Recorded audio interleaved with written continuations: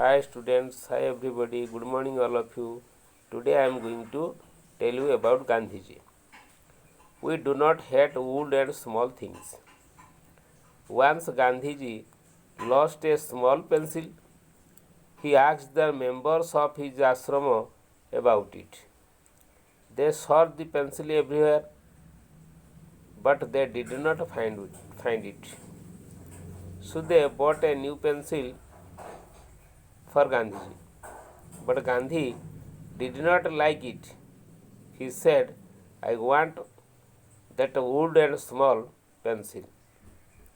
They again searched everywhere carefully for a long time.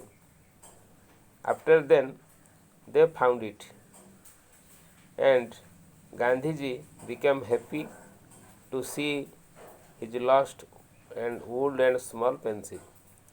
So students, you know that every things, small or old things, is very precious. So we do not hate small and old things. Okay?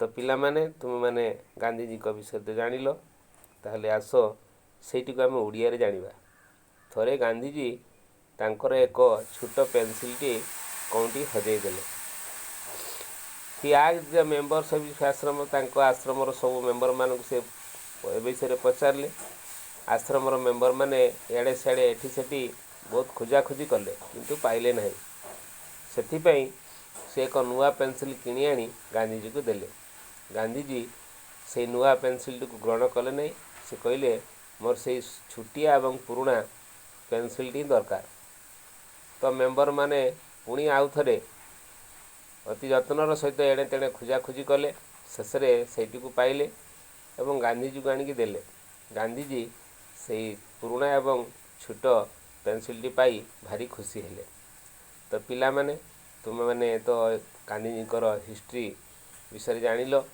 से जड़े महान व्यक्ति थिले तांकर त्याग पाई आज आम स्वाधीनता पाइछुं से होचंती जातिर पिता सारा पृथ्वीर लोके तांको आज मन रखिछंती तो आस आम से गांधीजी को पथ अनुसरण करी तांकरी भलिया किछि भल काम करबा ए देश पई ए जाति पई आउ पिला माने तुमको जदि मोर चैनल भल लगुए ताले हृदय गोटे लाइक शेयर सब्सक्राइब करिवो जेतेबेले मु नुआ नुआ वीडियो अपलोड करी सर्वप्रथमे तुमे माने ही पाइबो तो समस्त को विदाय दे रोची पुणी देखा आसंता अध्याय समस्त को धन्यवाद दे रोची